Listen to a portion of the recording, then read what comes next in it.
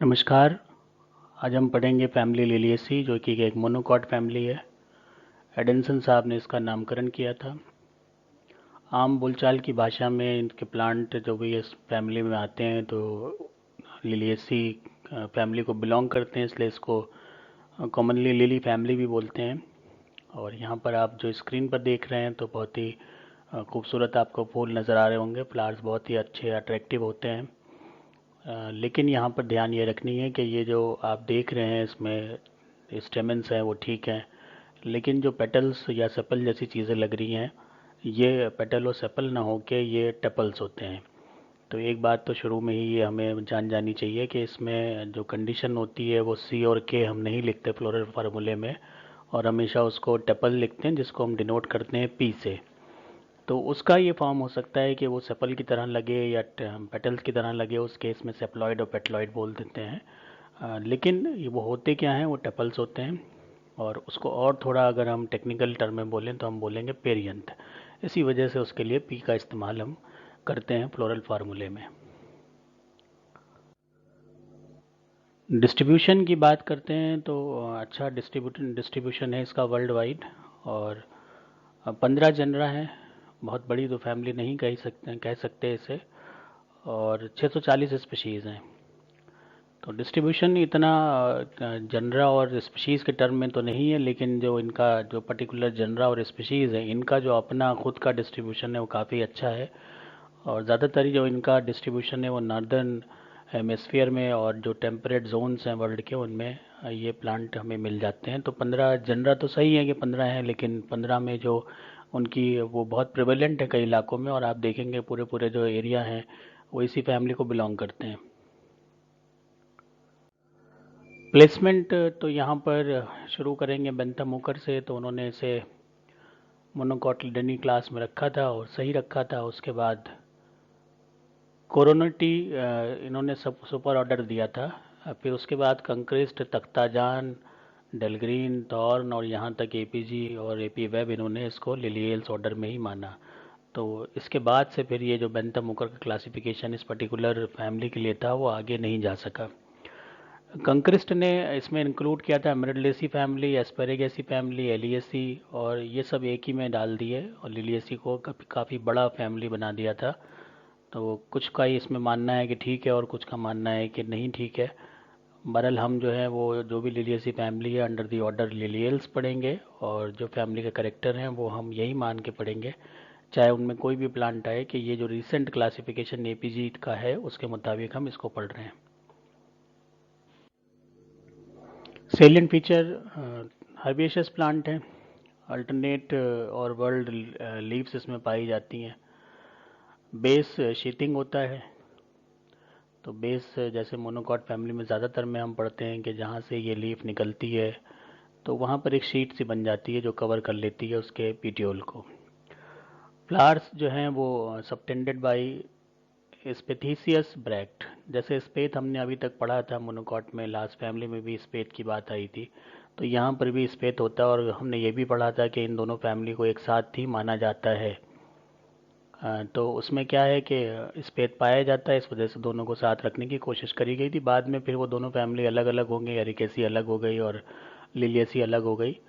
Flowers इसमें भी bisexual होते हैं, ट्राइमेरस होते हैं, पेरियंथ होता है जिसमें 6 पेटलॉइड टेपल्स होते हैं। मतलब 6 के 6 जो हैं वो पेटल की तरह लगते हैं, लगता है कि पेटल ये निकले हुए हैं, लेकिन वो पेटल ना होके टेपल्स होते हैं जो कि पेरियंथ का पार्ट होते हैं। स्टेमिन 6 होते हैं। फिलामेंट्स इसमें फ्री होते हैं। कार्पल्स भी 3 होते हैं यूनाइटेड। ओवरी सुपीरियर होती है, प्लेसेंटेशन एक्साइल होता है और फ्रूट कैप्सूल होता है। तो इतने करेक्टर तो एरिकेसी की तरह ही होते हैं, सिवाय इसके फ्रूट यहाँ पर कैप्सूल है, वहाँ पर ड्रूप और बेरी मिल जाता था। मेजर जनरा तो क्योंकि आपने देखा है कि 640 जनरा हैं इसके वर्ल्ड वाइड, तो मेजर जो है उसमें लगभग 100 के आसपास तो कोई नहीं पहुंचता। फिर भी जो बड़े जनरा हैं जिनमें स्पीशीज़ ज़्यादा हैं तो उसमें एक तो फ्रिटिलेरिया है। और ये इसका पिक आप देखिए जहाँ पर आपको ये ऑरेंज कलर के जो पेटेलॉइड टेपल्स हैं वो दिखते हैं। पेरियंथ इसमें इस तरह का होता है और काफ़ी खूबसूरत लगते हैं। तो इसके ज़्यादातर प्लांट ऑर्नामेंटल वैल्यू रखते हैं, और आप ऑर्नामेंटल प्लांट्स में इनको बहुत देखेंगे कि इस तरह के आपको लिलिएसी के मेंबर्स मिलते दिख जाते हैं। हमारे यहाँ भी जो है वो बरसात के वक्त में थोड़ा बहुत जो अपने आप ग्रो करने वाले प्लांट है उसमें एक वाटर लिली होता है, उसका प्रैक्टिकल भी आपने किया होगा। तो वो वाटर लिली जो है वो भी अपने आप से उग जाता है, और वो भी बड़ा खूबसूरत सा होता है। एक सीधा सा एक डंडा दिखता है जैसे आप यहाँ देख रहे हैं, और इसके ऊपर जो पेडंकल है उसके ऊपर ये पेरियंथ है, और फिर आपको ग्रीन और ऑरेंज कलर दिखता है जो कि बहुत खूबसूरत दिखता है। इसी तरह से गैगिया है, इसकी ये दूसरा सबसे बड़ा जीनस है, और इसमें 80 स्पीशीज़ हैं। फ्लावर आप देख सकते हैं 1 2 3 4 5 6, ये 6 इसके टेपल्स हैं। और उसके बाद इसमें जो 6 एंड्रोशियम भी मिलते हैं, फ्री होते हैं कंडीशन उनकी। तो इसी तरह से जब सभी में हमें मिलते हैं, पत्तियां ये लंबी लंबी होती हैं इसमें। ये भी एक करेक्टर है इसका कि इनकी पत्तियां भी लंबी लंबी होती हैं, जैसे हमने प्याज और प्याज जो आती है जिसमें हम पत्तियों के साथ आती है। एक तो प्याज वो मिलती जो हम बल्ब लेते हैं, वो मिलती है जो बिल्कुल शुरुआती ग्रो कर रही होती, तो उसकी पत्तियां हम देखें वो लिलियसी फैमिली की पत्तियां ही उसमें होती हैं, और बड़ा अच्छा उसमें दिख जाता है, तो उससे आप समझ सकते हैं। फिर है ये ट्यूलिपा, इसकी भी 80 स्पीशीज़ हैं, और ये बहुत ही मतलब खूबसूरत जो फ्लावर्स हैं दुनिया भर में उसमें एक अपनी जगह रखता है।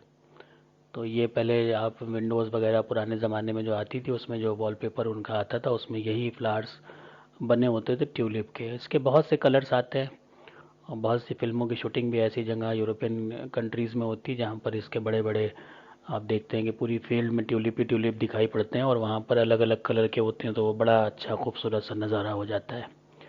फिर है लिलियम, जिसके नाम पे फैमिली है, और लिलियम का ये फ्लावर देखिए, ये भी बहुत ही एक खूबसूरत फ्लावर कहा जाएगा। देख रहे हैं आप इसमें जो इसके टेपल्स हैं जो कि पेटलॉइड है, साथ साथ उनके ऊपर ही छींटे से पड़ जाते हैं, तो जो खूबसूरती है वो और इसकी बढ़ सी जाती है। साथ ही साथ जो इनमें आप वर्सटाइल इसके स्टेम जो स्टेमन आपको दिख रहे हैं वो भी बहुत से अच्छे होते हैं, और उनमें भी ग्लैब्रस टाइप के होते हैं। तो कुल मिला के जो ब्यूटी है फ्लावर की ओवरऑल बहुत ही ज़्यादा अट्रैक्टिव हो जाती है, जबकि इसमें पेटल सेपल नहीं होते और सिर्फ टेपल होते हैं। 75 स्पीशीज लिलियम की भी वर्ल्ड वाइड मिल जाती है। अब हम आ जाते हैं डिस्क्रिप्शन पे। तो फैमिली का डिस्क्रिप्शन है तो इसमें कुछ चीज़ें ऐसी होंगी जो कॉमन है, और कुछ ऐसा होता है जो थोड़े एक्सेप्शंस होते हैं। तो मोस्टली तो हर्बेशियस प्लांट है, जिसमें कि एस्पोडिलस है जो कॉमन इसका एक है। पेरिनेटिंग बाय राइजोम, राइजोम इसके होते हैं जो कि अंडरग्राउंड स्टेम होते हैं, और वही पेरिनेटिंग बॉडी होते हैं, वो ज़मीन में दबे रहते हैं, और जब तक कि इनके लायक सीज़न नहीं होता तब तक वो ग्रो नहीं करते, और जैसे ही दोबारा सीज़न अच्छा आता है ग्रो कर जाते हैं। इसके अलावा बल्ब पाए जाते हैं, जैसे लिलियम है, ट्यूलिपा है, एलियम है, जो एलियम सिपा जिसे कहते हैं प्याज, उसमें आपने प्याज का बल्ब देखा ही होगा, तो ऐसे लिलियम में भी होता है, ऐसे ट्यूलिपा में भी होता है। ट्री फॉर्म में ड्रैकिना आता है। क्लाइंबर में एस्पेरेगस और स्माइलेक्स आते हैं। स्माइलेक्स मोनोकॉट होने के बावजूद भी जो इसकी पत्ती हैं वो रेटिकुलेट वेनेशन दिखाती हैं, तो ये एक अपने आप में अलग एग्जांपल है जहाँ पर प्लांट तो मोनोकॉट होता है लेकिन इसमें रेटिकुलेट वेनेशन दिखता है। और ये बहुत सवाल पूछा भी जाता है, कोई ऐसा मोनोकॉट बताओ जिसमें रेटिकुलेट वेनेशन मिलता हो, तो आपका आंसर होता है फिर स्माइलेक्स। फैमिली पूछी जाए तो लिलियसी। जीरोफिटिक प्लांट भी होते हैं, जैसे यक्का है, अलोए है, और क्लैडोड फॉर्म भी मिलती है, जैसे एस्पेरेगस है और रस्कस है। तो एस्पेरेगस रस्कस में महीन महीन महीन महीन एकदम पत्ते छोटी छोटी छोटी पत्तियां सी दिखती हैं, तो वो क्लैडोड का एक एग्जाम्पल होता है। इसी तरह से रस्कस भी होता है। रूट, अब यहाँ पर ये एस्पेरेगस का एग्जाम्पल है जो मैं बता रहा था कि क्लैडोड का एग्जाम्पल है, और यहाँ पर ये छोटी छोटी आपको पत्ती नुमा स्ट्रक्चर ग्रीन दिख रहे हैं जो कि क्लैडोड होते हैं। फाइब्रस रूट्स होती हैं, एडवेंटिशियस होती हैं, और कभी कभी ट्यूबरस भी हो सकती हैं जैसे एस्पेरेगस में। तो एस्पेरेगस की रूट ये होती हैं, इन्हीं को लगा देते हैं लोग, और फिर इस तरह से प्लांट बहुत से ग्रो करना शुरू कर देते हैं। स्टेम हर्बेशियस होता है क्योंकि प्लांट यूजुअली हर्बेशियस हैं, तो स्टेम भी है। लेकिन जहाँ कहीं भी एक ट्री फॉर्म जैसे ड्रैकिना है तो वहाँ वुडी हो जाएगा। सॉलिड भी हो सकता है और अंदर से खोखला भी हो सकता है, उसको कहते हैं फिस्टुलर। अंडरग्राउंड पार्ट भी हो सकता है, जैसे राइजोम बनते हैं, एरियल भी हो सकता है, क्लाइंबिंग भी हो सकता है, इरेक्ट भी हो सकता है, तो सारे ही फॉर्म इसमें मिल जाते हैं। अंडरग्राउंड स्टेम में भी कॉर्न। अब जो अंडरग्राउंड स्टेम वाले पार्ट है इसमें तीन मिलते हैं, कॉर्म मिलते हैं, बल्ब मिलते हैं, राइजोम मिलते हैं। दोनों तीनों चीज़ों में या दोनों चीज़ों में हम कहें कि थोड़ा बहुत फ़र्क होता है, बाकी वो एक से ही स्ट्रक्चर होते हैं। In Ruscus and asparagus aerial stem जो है वो फिलोक्लेट्स कंटेन करते हैं, जो कि लीफ लाइक ब्रांचेस होती हैं। तो लंबी लंबी ब्रांचेस होती हैं और उसमें वो लगता ये है कि लीफ है ये, जबकि वो कंडीशन अलग होती है, उसको कहते हैं फिलोक्लेट्स। कॉर्म कॉल्चिकम कॉल्चिसिन जिससे मिलता है वो उसमें कॉर्म बनता है। सेकेंडरी ग्रोथ भी मिल जाती है यक्का में क्योंकि वो ट्री है, ड्रकीना में क्योंकि वो ट्री है, और अलोए में यहाँ पर भी ये कंडीशन दिख जाती है। लीव्स मोस्टली बेसल होती हैं, एकदम बेस से निकली होती हैं, इसलिए उसको बेसल कहते हैं। कोई स्टेम जैसी चीज़ नहीं दिखती है, जैसे राइजोम ये ऐसे यहाँ धंसा हुआ है अंदर, यहीं का एरिया एक्टिव होता है। ये छोटा सा ये पार्ट हो गया जो लीव को ऊपर बना देता है। तो इस तरह की जो लीव्स होती हैं इनको कहते हैं बेसल। वर्ल होती हैं यूजुअली लीनियर और स्ट्रैप शेप, एक पट्टे नुमा होती हैं, जैसे आप यहाँ देख रहे हैं कि स्ट्रैप की तरह दिख रही हैं। सिंपल होती हैं, इंटायर और विनेशन पैरेलल होता है। मोनोकॉट का करेक्टर है तो वो तो बदलेगा नहीं स्माइलेक्स के अलावा। स्टिप्यूल एब्सेंट होता है, तो एक्स स्टिपुलेट कंडीशन है तो एक एडवांस करेक्टर ये शो हो गया यहाँ पर। इन्फ्लोरेसेंस यूजुअली रेसिमोस होता है, जैसा कि लिलियम एग्जाम्पल है। कभी कभी सॉलिटरी होता है, ट्यूलिप में सब अकेले अकेले फ्लावर निकलते हैं तो वहाँ सॉलिटरी हो गया। और कभी कभी सब अम्बिलेट होता है, अम्बल फॉर्म, जैसे एपीएससी में आपने पढ़ा था, लगभग वैसे ही मिलता जुलता होता है, और उसका जो एग्जाम्पल है वो गैगिया है। तो ये पिक जो है ये गैगिया की है, जहाँ पर आप थोड़ा बहुत ये अम्बल शेप देख रहे हैं इस तरह का, इसको कहते हैं सब अम्बिलेट। फ्लावर फ्लावर शोई होते हैं, देखिए आपके कितना खूबसूरत फ्लावर लग रहा है। बाइसेक्सुअल होते हैं, एक्टिनोमॉर्फिक होते हैं, रेयरली जाइगोमॉर्फिक हो सकते हैं, ट्राइमिरस होते हैं और हाइपोगाइनस होते हैं क्योंकि ओवरी सुपीरियर होती है। तो ये फ्लावर आप देख रहे हैं, यहाँ पर आपको ये बहुत खूबसूरत से एक ये वर्ल दिख रहा है बाहर वाला, 1 2 एंड 3, और ये उसके अंदर का है 1 2 3। अब इसको अल्टरनेट करते हुए ये आप देख रहे हैं कि ये मेल पार्ट जो स्टेमेंस है वो निकल रहे हैं, ये भी 6 होते हैं, और ये भी 6 जो हैं दो वर्ल में लगे होते हैं, एक बाहर की तरफ जो इसको अल्टरनेट करते हुए यहाँ मिलेगा, और एक अंदर की तरफ जो इसके अपोजिट मिलता है। पेरियंथ में 6 टेपल्स होते हैं और दो वर्ल में होते हैं। आउटर जो है वो रिप्रेजेंट करता है सेपल, मतलब वो सेपल की तरह लगता है, और उसको हम इनर जो है वो पेटल की तरह लगता है, तो सेपलाइड और पेटलॉइड इसको कह देते हैं। बोथ वर्ल्ड पेटलॉइड ऑफन स्पॉटेड, और जैसे अभी आपने देखा था इससे पहले वाले फिगर में कि वहाँ पर जो सेपल वाला जो ऊपर पेटल वाला पार्ट था उसके ऊपर छींटे सी पड़ी हुई थी, तो उसको कहते हैं स्पॉटेड विद लाइंस। और ये ट्यूब भी बना लेते हैं, नेक्टरी पाई जाती है बेस पर। तो अगर हम इसको देखें यहाँ पर एक बड़ा अच्छा फिगर है ये, इसमें आउटर पेरियन के सेगमेंट आपको दिख रहे हैं 1 2, और एक ये पीछे दिखेगा 3। उसके बाद आप ये इनर वाला देख रहे हैं 1, इसी तरह से 2, और इसके पीछे चला जाएगा 3। फिर आप स्टेमन देख रहे हैं जिसमें आप 3 तो आपको यहाँ बड़े वाले नज़र आ रहे हैं और 3 यहाँ अंदर दबे होंगे, तो इसमें 3+3 की कंडीशन यहाँ पर भी हो जाती है। ये आप वर्सटाइल कंडीशन देख रहे हैं, और ये पूरा एक जो इसका पेडंकल हम कहें वो मिल जाता है, जिसपे ये पूरा स्ट्रक्चर मिलता है हमें। एंड्रोशियम का और डिटेल देखते हैं। तो जैसा मैं वो अभी आपको बता रहा था, यहाँ पर आप देखिए कि ये आपको 6 नज़र आ रहे हैं, 3 3 के सेट एक वर्ल में, और बीच वाला पोर्शन अगर कंडीशन ऐसी है कि फ्लावर में दोनों सेक्स हैं, हर्माफ्रोडाइट है, तो ये देखिए ये ओवरी वाला पार्ट हो गया, ये स्टिग्मा बन रहा है, और इसमें स्टाइल उतनी प्रोमिनेंट होती नहीं है। इनको अलग करके आप देखिए तो ये फिक्सेशन आपको दिख रहा है, ये लोब दिख रही है, और ये इसका इस जो फिलामेंट है वो दिख रहा है, और ये आपस में यहाँ पर जुड़ भी जाते हैं नीचे की तरफ, और जहाँ जुड़ जाते हैं तो ये जो जुड़े होते हैं इसमें यहीं से जो टेपल हैं वो भी निकले होते हैं, और ये टेपल जो निकले हैं तो यहाँ पर आप ये थोड़े से कलरफुल हल्का हल्का देख रहे हैं, ये नेक्टरीज होती हैं, इनको हम कहते हैं नेक्टरीज। तो अगर ओवरऑल बात करें तो 6 होते हैं, 2 वर्ल में होते हैं। एपिफिलस कंडीशन है जो चिपके आपको ये दिख ही रहे हैं यहाँ पर ये, और फिलामेंट्स फ्री होते हैं जो हमें यहाँ पर दिख रहे हैं, ये भी फ्री है, ये भी फ्री है, ये 6 दिख रहे हैं और 6 के 6 फ्री हैं। गाइनोशियम में 3 कार्पल होते हैं, ट्राई कार्पलरी ओवरी होती है, यूनाइटेड होता है, ovary superior, trilocular many ovules, placentation axile होता है, स्टाइल सिंपल होता है, बहुत नाम भर का होता है स्टाइल, और स्टिग्मा 3 लोब की होती है क्योंकि 3 कार्पल हैं तो ऊपर 3 लोब बन जाती हैं। अगर हम इसका एलएस करके देखें तो हमें ये कंडीशन जो ट्राइलॉकुलर कंडीशन है वो दिखती है। तो 1 लॉक्यूल, 2 लॉक्यूल, 3 लॉक्यूल, और इसमें एक से ज़्यादा मिल रहे हैं तो मैनी ओव्यूल पर लॉक्यूल, ये भी कंडीशन हो गई। जुड़े कहाँ से हैं? एक्सिस से जुड़े हुए हैं तो एक्साइल प्लेसेंटेशन हो गया।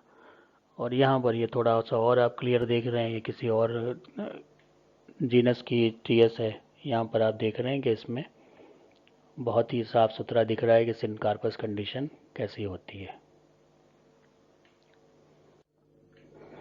फ्रूट एंड सीड, तो फ्रूट लॉक्यूलिसाइडल कैप्सूल होता है, जैसा ये दिख रहा है आपको, लॉक्यूल टाइप का है, और कैप्सूल है, कैप्सूल का मतलब अंदर कुछ भरा हुआ रहता है। कभी कभी बेरी हो जाता है बहुत, लेकिन रेयर होता है ये केस। सीड्स यूजुअली फ्लैट होते हैं, वेल डेवलप एपिडर्मिस होती है, सीड कोट जो है वो ब्लैक होता है, नॉट ब्लैक नहीं होता, ब्राउनिश होता है, स्मॉल एम्ब्रियो होता है, एंडोस्पर्म कोपियस होता है, पॉलिनेशन इंसेक्ट से होता है, और ख़ासकर जो बीज हैं उनके द्वारा, वेस्प के द्वारा और बटरफ्लाई के द्वारा, क्योंकि इतने खूबसूरत हैं कि वही ये कीड़े जो हैं अट्रैक्ट करते हैं इसको। Seeds are disperse by water and wind, और सीड्स जो हैं वो पानी और विंड दोनों से डिस्पर्स हो जाते हैं। यहाँ पर ये आप सीड्स देख रहे हैं जो कि एकदम ब्लैक तो नहीं होते, ब्राउनिश कह सकते हैं, और ये आपको फ्रिटिलेरिया के सीड्स नज़र आ रहे हैं। इकोनॉमिक इम्पोर्टेंस, तो the family is important for its valuable ornamental such as lily, जिसको लिलियम कहेंगे, ट्यूलिप, ट्यूलिपा इसका जीनस है, एंड फ्रिटिलेरिया जिसे कहते हैं फ्रिटिलरी। तो ये तीनों ही प्लांट ऐसे हैं जो कि ऑर्नामेंटल वैल्यू में बहुत ज़्यादा ऊपर के ग्रेड में आते हैं, और बहुत महंगे भी बिकते हैं, और इनको मेंटेन करना भी इतना आसान काम नहीं होता क्योंकि इनको बहुत स्पेसिफिक क्लाइमेटिक कंडीशन चाहिए होती हैं, टेम्परेट भी चाहिए, और साथ साथ थोड़ा बहुत आपको ट्रॉपिकल कंडीशन भी चाहिए कि वहाँ पानी भी मिलता रहे। तो ये बिल्कुल नपा तुला एक हिसाब होता है जो एक तरह से ग्लास हाउस कंडीशन में ये ग्रो करके, जो फ्लोरिस्ट हैं, जो फ्लोरिकल्चर इंडस्ट्री है, वो इन तीनों फ्लावर्स का बड़ा धंधा करते हैं। और क्योंकि ग्रीन हाउस कंडीशन ने, अब कोई भी कंडीशन आप वर्ल्ड की चाहें वो ग्रीन हाउस के अंदर आप मेंटेन करके रख सकते हैं। तो अब ये बात अलग हो गई है कि कौन सा हम उगा पाएंगे, कौन सा नहीं उगा पाएंगे, क्योंकि जब हम कंडीशन वही दे रहे हैं, क्योंकि प्लांट को ये नहीं पता है कि वो अ, स्वीडन में उग रहा है, नॉर्वे में उग रहा है, इंडिया में उग रहा है, अफ्रीका में उग रहा है, ये तो प्लांट को नहीं मालूम। प्लांट को तो पता होता है कि उसका एम्बियंट इन्वायरमेंट कैसा है। तो वो इन्वायरमेंट आप उसको अगर अलग से दे दे रहे हैं, उसका जो नेचुरल हैबिटेट है वो वही बिल्कुल वैसे ही आप उसको अलग से दे रहे हैं, तो वो उगता रहता है और उसमें कोई उनको प्रॉब्लम नहीं होती। तो इसमें ये नहीं है कि नहीं यहाँ का नहीं प्लांट है तो यहाँ नहीं उगेगा। इनको प्लांट्स को सिर्फ जो सेंस करते हैं वो कंडीशन जो उनकी आसपास की होती है वो सेंस करते हैं, ना कि कोई कंट्री। तो इस मामले में आप ये प्लांट में ये अच्छा रहता है कि आप कोई भी प्लांट कहीं पर भी उगा सकते हैं। और जो आजकल दुनिया भर में हो रहा है, पहले ये पॉसिबल नहीं था, ट्रांसपोर्टेशन में प्लांट इतना दूर तक नहीं जा पाते थे, लेकिन अभी जो है ये कर सकते हैं क्योंकि ग्रीन हाउस फैसिलिटी अब बहुत अच्छे से इस्तेमाल करी जाती है। अब फाइलोजेनी की बात करते हैं तो the circumscription of the family has undergone considerable reduction over the recent year. तो ये छोटी होती चली गई, इसीलिए आपने देखा था कि सिर्फ 640 जनरल इसमें बचे हैं, क्योंकि पहले जो है इसमें कॉल्चिकेसी फैमिली भी थी, ट्रिलेसी फैमिली भी थी, और ये सब इसमें आते थे, तो ये हटा दिए गए। जैसे जैसे हटते गए तो फैमिली का साइज़ छोटा होता चला गया। यहाँ पर है फ्लोरल फार्मूला डायग्राम, तो ये भी कोई ज़्यादा मुश्किल नहीं होता और बड़ा आसान सा बन जाता है, आप भी बना लेंगे इसको। कंडीशन क्या है, एक्टिनोमॉर्फिक है, वो हमें यहाँ दिख गई, और उसके बाद हर्माफ्रोडाइट है, दोनों चीज़ें मौजूद हैं। ये फीमेल पार्ट हो गया और ये मेल पार्ट हो गया। P3+3 है, अब तो 3 यहाँ बाहर वाले हैं, 1 2 3, और अंदर वाले 3 हो गए, 1 2 3। अब यहाँ पे कंडीशन जो हमने पहले फैमिली पढ़ी थी जो लास्ट टर्न पे, मोतिहारी केसी। और वहाँ पे कंडीशन ऐसी नहीं थी कि हम इतना आउटर और इनर वर्ल्ड को देख पाएँ, और साथ में कंडीशन जो पेटेलॉइड कंडीशन नहीं थी, एपीपेटलस कंडीशन स्टेमन्स की नहीं थी। यहाँ पर जो कंडीशन है वो एपीपेटलस है। तो उस केस में क्या होगा कि एपीपेटलस में सबके साथ एक एक जुड़ेगा, तो कुछ 3 जो हैं वो आगे चले जाते हैं जो अंदर वाले हैं, और 3 पीछे चले जाते हैं जो बाहर वाले हैं। तो आप ये देखिए कि इतनी दूरी इसमें बन जाती है जो हमें फ्लावर में भी नज़र आती है। तो इसी तरह से ये सबके सबके सब अपने अपने जो सेपल जो पेटल्स है उससे जुड़े हुए हैं, तो एपीपेटलस कंडीशन है, इस वजह से आपको ऐसा दिखाई पड़ता है।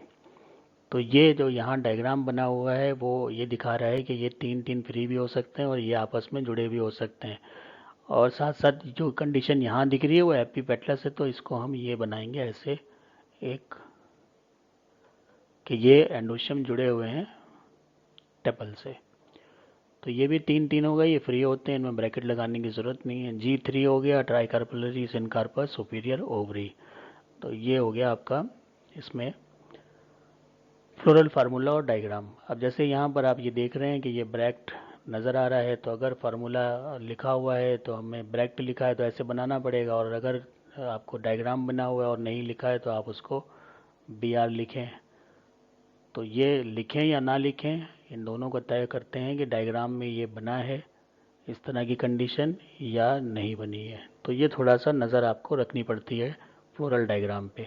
कोई सवाल आ सकता है कि फ्लोरल डायग्राम बना हो और उसमें बोल दें कि भाई आप इसका फ्लोरल फार्मूला लिखिए।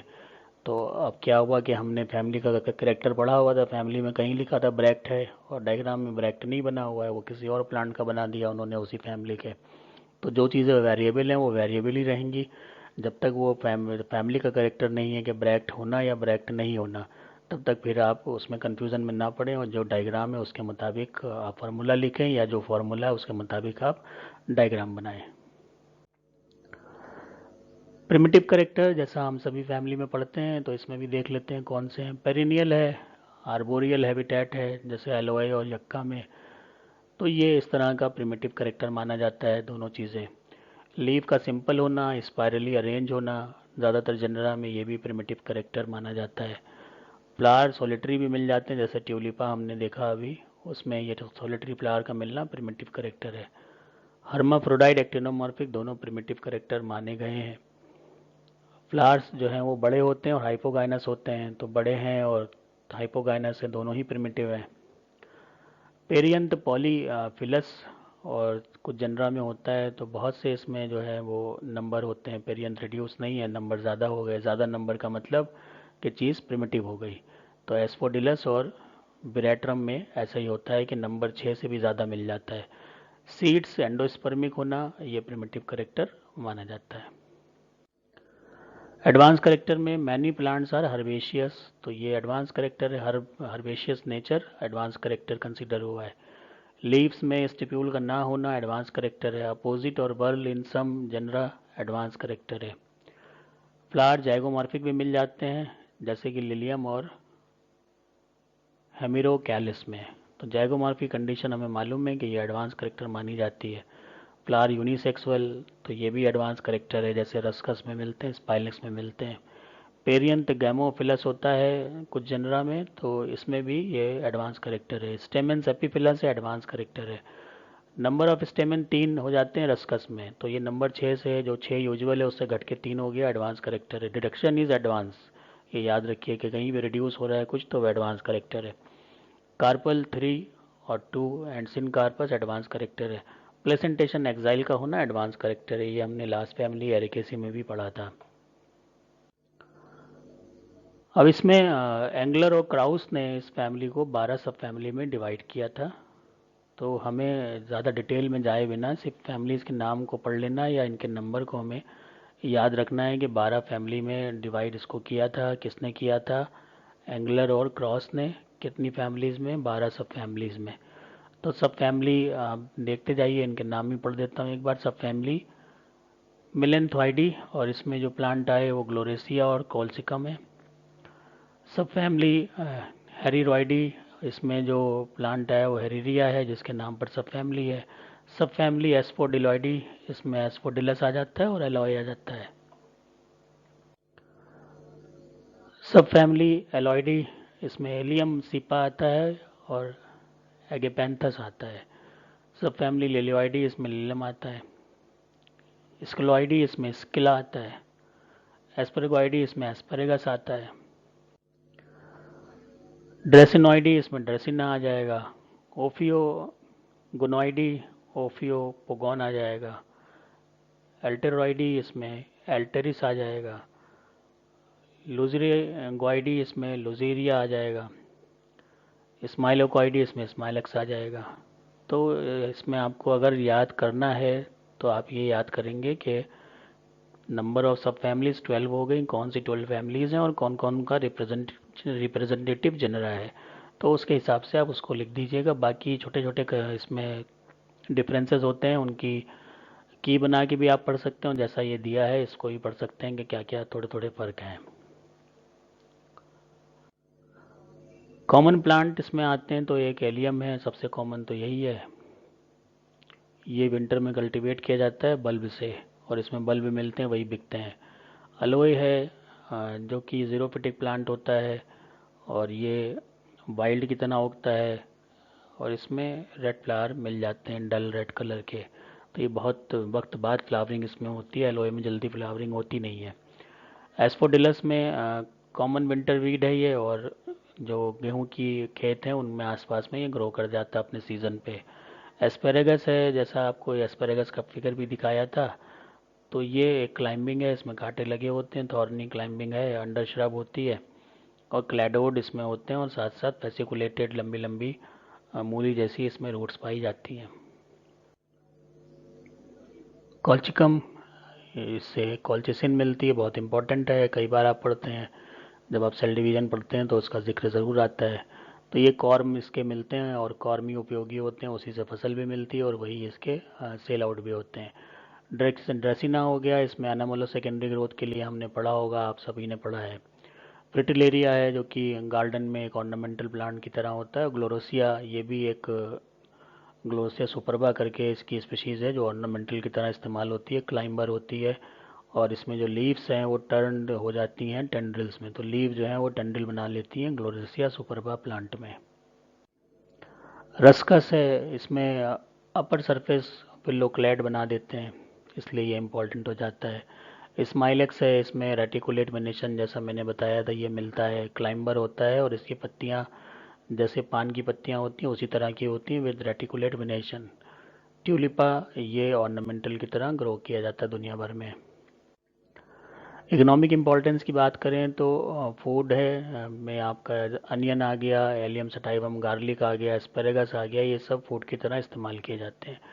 मेडिसिनल वैल्यू भी इसकी काफ़ी है, और इसमें स्माइलक्स है, एलोए है, ग्लोरोसिया है, विराट्रम है, कॉल्चिकम है, शिला है, अर्जीनिया, ये सब जो है वो बहुत यूज़फुल ड्रग्स प्रदान करते हैं। और अर्जीनिया जो है वो चूहों को जो जहर दिया जाता है वो इसी से लिया जाता है, और शिला के जो बल्ब हैं उनसे लिया जाता है। अलोए वेरा जो है वो अलोइन नाम का एक पदार्थ देता है, जिसकी अपनी मेडिसिनल वैल्यू होती है। इसी तरह से एस्परेगस, जिसको हिंदी में सतावर कहते हैं, ये एक टॉनिक देता है और काफ़ी वो हेल्दी मानी जाती है। और कॉल्चिकम से कॉल्चिसिन मिलती है, जिसके बहुत से यूज़ हैं। फाइबर्स में यक्का है, फोर्मियम टिनैक्स है, इनसे जो है वो अच्छा क्वालिटी का जो कॉमर्शियल वैल्यू का फाइबर मिल जाता है। इसी तरह से रेजिन भी प्राप्त हो जाता है ड्रेसिना से और जेंथोरिया से, और इसमें जेंथोरिया जो है वो सीलिंग वैक्स भी बना के देता है, जिस जिस वैक्स का इस्तेमाल चीज़ों को सील करने में होता है, वो भी मिलता है जेंथोरिया से।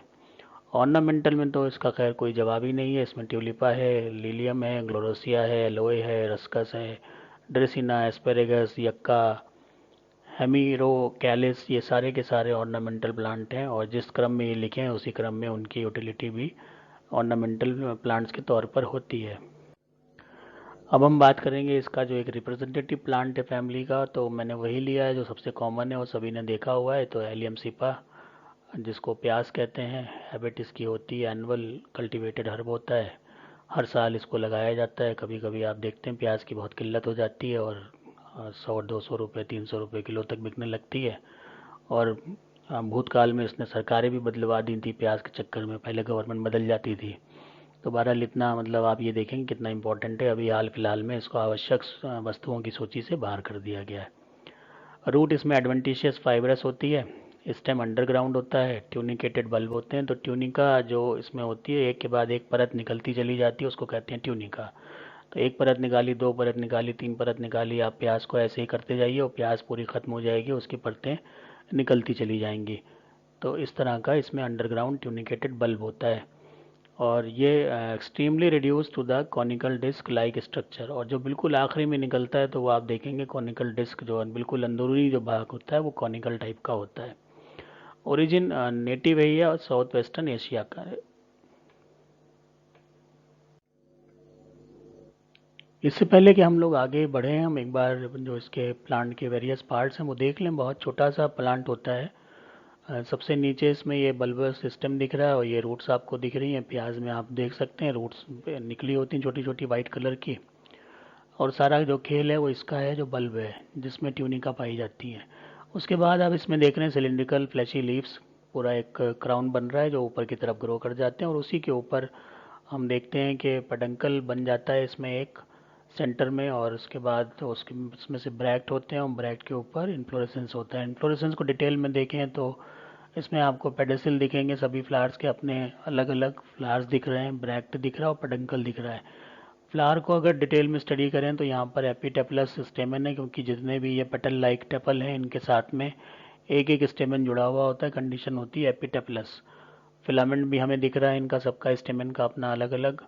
ओवरी सेंटर में मौजूद है। पेरियंथ जो बाहर का है वो दिख ही रहा है और पेडिसल दिख रहा है। तो ये एक इंटायर फ्लावर की बात हो गई। इसके बाद हम शिफ्ट करते हैं लीव्स की तरफ। तो लीव्स कैसी होती हैं? रेडियल रेडिकल होती हैं, सिलिंड्रिकल होती हैं, लॉन्ग होती हैं, एक्सस्टिपुलेट होती हैं, सेसाइल, फ्लैशी, शीटिंगली बेस, हॉलो होती हैं, मल्टीकॉस्टेट, पैरेलल, वेनेशन। ये सब जो हैं आप पत्तियां देख लीजिए। आप प्याज को या तो बड़ी आसानी से घर में भी आप ग्रो कर सकते हैं, ग्रो कर लीजिए और उसकी पत्तियां जब निकलें उन पत्तियों को स्टडी कर लीजिए। जितने भी करेक्टर ये लिखे हुए हैं सब वहाँ पर आपको नज़र आ जाएंगे बड़ी आसानी से इन पत्तियों में।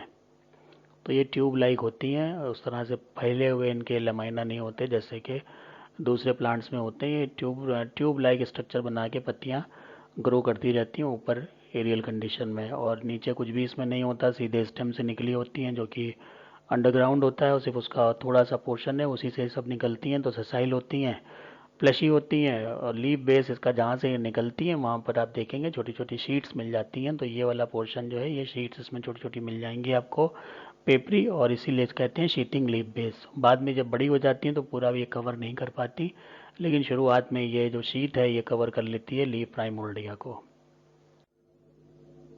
अब हम बात करते हैं इन्फ्लोरेसेंस की। तो बड़ा खूबसूरत सा इन्फ्लोरेसेंस आप यहाँ ये देख रहे हैं। मोनोकेजियल साइम होता है, इनक्लोज्ड बाई 2 और 3 membranous bract arrange in umbellate fashion. जो अम्बल आपका ये बना हुआ दिख रहा है आपको, ये अम्बल बना हुआ आपको दिख रहा है इसमें, इसी को कहते हैं अम्बिलेट फैशन। लीफलेस स्केप होता है, जो ये जिसके ऊपर ये सारा कुछ है, इसमें कोई लीफ नहीं मौजूद होती। फ्लावर्स पेडिसिलेट होते हैं, छोटे होते हैं, हर्माफ्रोडाइट होते हैं, हाइपोगाइनस, कंप्लीट एक्टिनोमॉर्फिक, ट्राइमेरस, वाइट और ब्रैक्टिएट होते हैं। तो ये फ्लावर आप इसमें से किसी एक फ्लावर को आप फोकस कर लीजिए, ये सारी चीज़ें जो लिखी हैं वो आपको नज़र आ जाएंगी। चाहे इसको देखिए या इसको देखिए, क्योंकि इसमें एक पे आप फोकस आपको करना पड़ेगा। अगर ऐसे ही आप देखेंगे सरसरी तौर से तो आपको पता नहीं चलेगा कौन सा एक फ्लावर कहाँ से कहाँ तक है। पेरियंथ टेपल 6 होते हैं, 2 वर्ल में होते हैं, 3 3 के। गैमो होते हैं और United at the base, white colour के होते हैं, इन्फीरियर होते हैं। तो ये वाइट कलर के जो आपको इसमें दिख रहे हैं इन्हीं को ये पेरियंथ कहा जा रहा है। चाहे आप यहाँ देख लें चाहे यहाँ देख लें, ये सब वाइट कलर के पेरियंथ हैं जो कि 6 होते हैं और 2 वर्ल में होते हैं, 3 3 के। 3 का एक वर्ल, 3 का एक वर्ल। एंडोशियम स्टेमेन यहाँ पे 6 होंगे। पॉलीएंडस कंडीशन है, 2 वर्ल में जैसे पेटल्स टेपल्स होते हैं वैसे ये भी होते हैं। एपीफिलस होते हैं, मतलब ये जुड़े हुए होते हैं। फिलामेंट नैरो होते हैं। डायलेटेड एट द बेस, नीचे की तरफ डायलेट कर जाते हैं। एंथर डाइथिकस होते हैं और डॉट से फिक्स्ड होते हैं। और ये आप इसमें एक फिगर देख रहे हैं, बहुत ही अच्छा और शार्प फिगर लिया हुआ है जहाँ पर ये सारी चीज़ें आपको नंबर 6 दिखा जा रहा है, फ्री दिखे जा रहे हैं, 3 अंदर हैं 3 बाहर है ये दिख रहे हैं। उसके बाद हल्का सा नीचे देखिए डायलेट कर जाते हैं इस तरह से, ये डायलेट कर जाते हैं। तो यहाँ तो ट्यूब है और यहाँ पे आके ये फैल गए, इसको कहते हैं dilated at base. Gynoecium tricarpellary syncarpous ovary होती है, सुपीरियर होती है, ट्राइलोकुलर होती है, एक्साइल प्रेजेंटेशन होते हैं और 2 ओव्यूल पर लॉक्यूल होते हैं। स्टाइल शॉर्ट और फिलीफॉर्म होती है, स्टिग्मा माइन्यूट होता है। तो ये टीएस कटी हुई है, इसमें आप जो ट्राइकार्पुलरी सिचुएशन है सब में 2-2, 1 और 2, 2 ओव्यूल भी देख रहे हैं एक लॉक्यूल में, तो 3 लॉक्यूल दिख रहे हैं, 6 ओव्यूल दिख रहे हैं। प्लेसेंटेशन एक्सिस से निकल रहा है, एक्साइल हो गया। तो ये सारी चीज़ें यहाँ बहुत आसानी से नज़र आ रही हैं। फ्लोरल पार्ट को एक बार डायग्रामेटिक देख लें तो यहाँ पर आप देखेंगे एलएस ऑफ फ्लावर करी जाती है, तो इसमें आपको एंथर दिख रहे हैं, स्टिग्मा दिख रहा है, स्टाइल ओवरी पेडिसिल ये दिख गए। गाइनोशियम का पार्ट सिर्फ अलग करके देखें तो स्टिग्मा दिखेगा, स्टाइल दिखेगा और ओवरी दिखेगी। इसका टीएस करें तो हमें इस तरह से नज़र आता है, लॉक्यूल दिखता है, ओव्यूल दिखता है और ये कार्पल दिखता है। तो बाहर का ये कार्पल हो गया, अंदर का लॉक्यूल हो गया और ये अंदर हर लॉक्यूल में 2 ओव्यूल हो गए। फ्लोरल डायग्राम देखिए तो इसमें जैसा अभी पहले देख चुके हैं, 3 बाहर के 3 अंदर के और सब जुड़े हुए होते हैं ये, और इनसे जुड़े हुए ये स्टेमेंस होते हैं और यहाँ पर कंडीशन यही ओवरी वाली दिख रही है। तो ब्रैक्ट इसका कॉमन तो था ही, ब्रैक्टिएट हो गए, ई ब्रैक्टिएट कंडीशन है, हर्माफ्रोडाइट है और एक्टिनोमॉर्फिक है। P3+3 ये बिल्कुल सही लिखा हुआ है यहाँ पर, और A3+3 और ये जुड़े हुए हैं आपस में, G3 है और सुपीरियर ओवरी है। ये एकदम करेक्ट रिप्रेजेंटेशन है दोनों चीज़ों का, ये बिल्कुल इसके बराबर है। इसको और इनलार्ज करके आप देख सकते हैं, तो यहाँ पर जो चीज़ मिसिंग है वो कोई बता पाएगा कि क्या मिसिंग है। डायग्राम को आप देखिए और साथ में जो इसका फ्लोरल फार्मूला लिखा है वो देखिए, और आप उन दोनों को देख के बताइए कि क्या चीज़ इसमें मिस हो गई। चाहे तो वो डायग्राम में हो सकती है और चाहे तो वो फार्मूले में हो सकती है। तो इसको अभी ध्यान में रखिए। अभी जब ये प्रेजेंटेशन ख़त्म होता है तो मैं पूछूंगा कि क्या देखा था जहाँ जो उसमें मिसिंग था। तो इसको भी ध्यान से देखिए, इसको भी ध्यान से देखिए और फिर बताइए कि कहाँ पर क्या इसमें मिसिंग है। एक चीज़ इसमें मिसिंग है तो वो बतानी है आपको।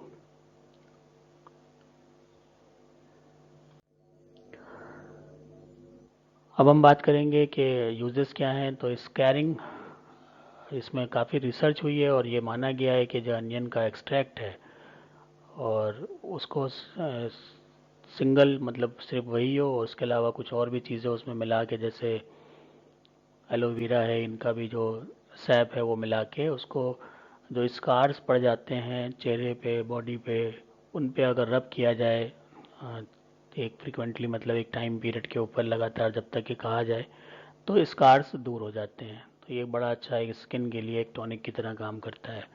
इसी तरह से ओबिसिटी जो मोटापा होता है, इसमें भी बताया गया है कि अनियन एक्सट्रैक्ट जो है वो 12 हफ्ते तक अगर कोई लेता रहे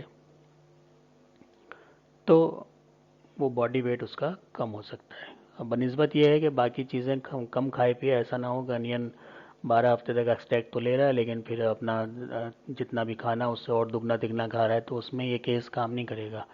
मतलब बिल्कुल कंट्रोल डाइट के साथ अगर आप 12 हफ्ते तक अनियन का एक्सट्रैक्ट लेते हैं, एक अनियन को रोज़ ले लीजिए और उसका एक्सट्रैक्ट ले लीजिए, तो ये माना जाता है कि 12 हफ्ते में वेट में आपकी गिरावट आ जाएगी।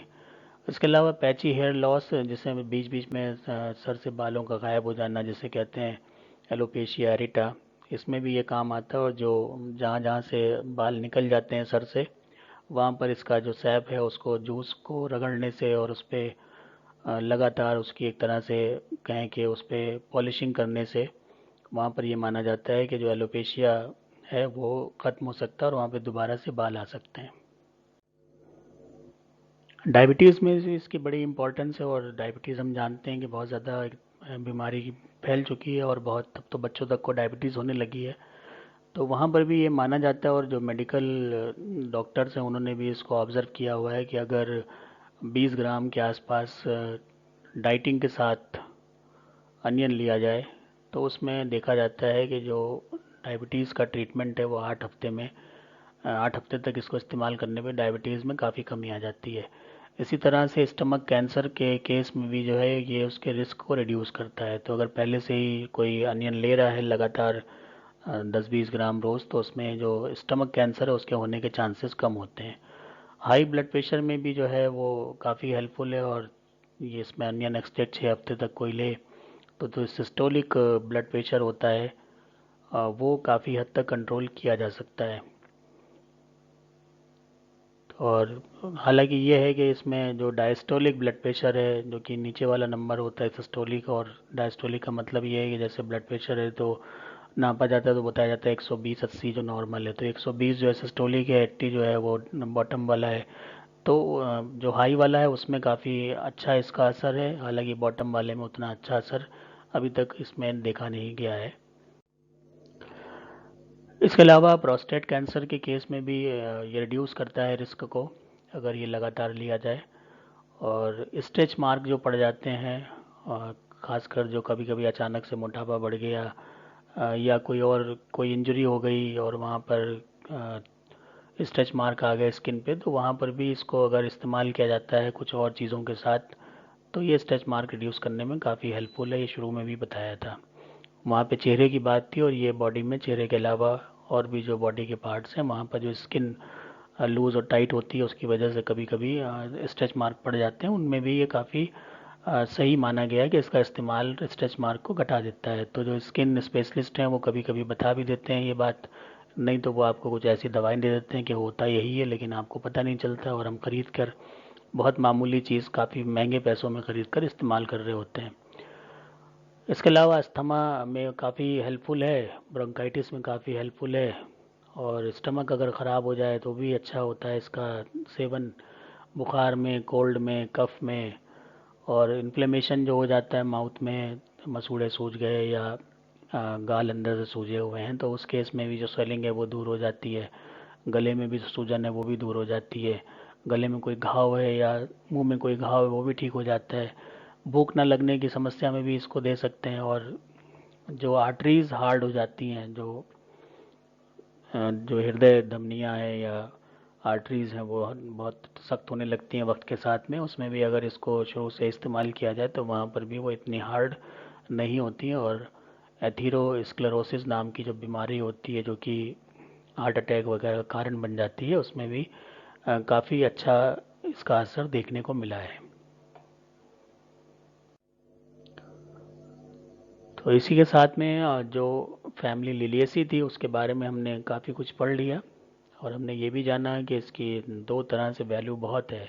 हालांकि कोई टिम्बर प्लांट नहीं है, कोई ऐसा नहीं कि सीरियल है या फिर कोई पल्सेस है, उतनी इम्पोर्टेंस ना होने के बावजूद भी इसकी ऑर्नामेंटल वैल्यू और साथ साथ मेडिसिनल वैल्यू बहुत ज़्यादा है। प्लांट कम है, जनरा 640 ही हैं, लेकिन क्या है कि जितने भी हैं उनकी कोई ना कोई अपनी अहमियत ज़रूर है। तो दोनों ही तरीके से इस्तेमाल किए जाते हैं, और ख़ासकर जो एग्ज़ाम्पल मैंने आपको पढ़ा है अनियन का, ये हम रोज़मर्रा की ज़िंदगी में इस्तेमाल करते हैं और इसके बड़े अपने फ़ायदे हैं। और जो इसका नाम है एलियम सिपा, उसी नाम से होम्योपैथिक मेडिसिन भी आती है एलियम सिपा, और जो कफ, कोल्ड, ब्रोंकाइटिस और वूफिंग कफ, इन सब के इलाज में बहुत ही ज़्यादा मददगार साबित होती है। और जब आप कभी मतलब भगवान न करे आपको होम्योपैथिक डॉक्टर के पास जाने की ज़रूरत पड़े इन सब बीमारियों से संबंधित, लेकिन जानकारी होना ज़रूरी है कि जब हम जाते हैं और यही बताते हैं कि कॉमन कफ एंड कोल्ड हो गया है या गला दुख रहा है, गले में दर्द है, तो उसमें एलियम सिपा प्रिस्क्राइब कर दी जाती है। आजकल के भी जो वक्त है जो कि कोरोना काल है, अगर एलियम सिपा की 4-5 बूंदे जो है वो रोज़ लेते रहें तो जो रिस्क है वायरस के अटैक का वो काफ़ी हद तक कम भी हो सकता है। क्योंकि जो एलियम सिपा है वो होम्योपैथिक मेडिसिन अल्कोहलिक उसमें बनती है फॉर्म में, तो दोनों ही चीज़ें जो हैं वो वायरस को ख़त्म करने में काफ़ी मददगार साबित हो सकती हैं। तो इसी के साथ में ये रेफरेंसेस हैं जिनको आप देख सकते हैं और जानकारी आपको मिल सकती है। खासकर अगर आप इसकी मेडिसिनल वैल्यू देखना चाहेंगे तो ये जो लास्ट वाला रेफरेंस है इसको आप क्लिक कर लीजिएगा, और आपको वेबमेड एक बहुत अच्छी साइट है जिस पे आपको हेल्थ से रिलेटेड बहुत सी चीज़ें मिल जाती हैं, तो उसको आप देख सकते हैं।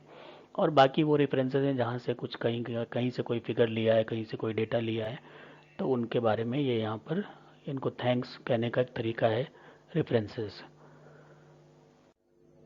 तो इसी के साथ मैं भी थैंक यू कहता हूँ आप सबको। और जैसा मैं बता रहा था एलियम सीपा, ये मेडिसिन आती है होम्योपैथिक में। एलियम सीपा कई कंपनीज इसको बनाती हैं और बहुत ही अच्छी दवा है। इसको सेहतमंद होने के बावजूद भी आप दिन भर में एक बार 10 बूंदे ले लें पानी में थोड़े से डाल के, तो तमाम जो रोज़मर्रा की छोटी छोटी बीमारियां हैं, खासकर जो रेस्पिरेटरी ट्रैक से रिलेटेड हैं, उनमें काफ़ी अच्छा इसमें आराम मिलता है।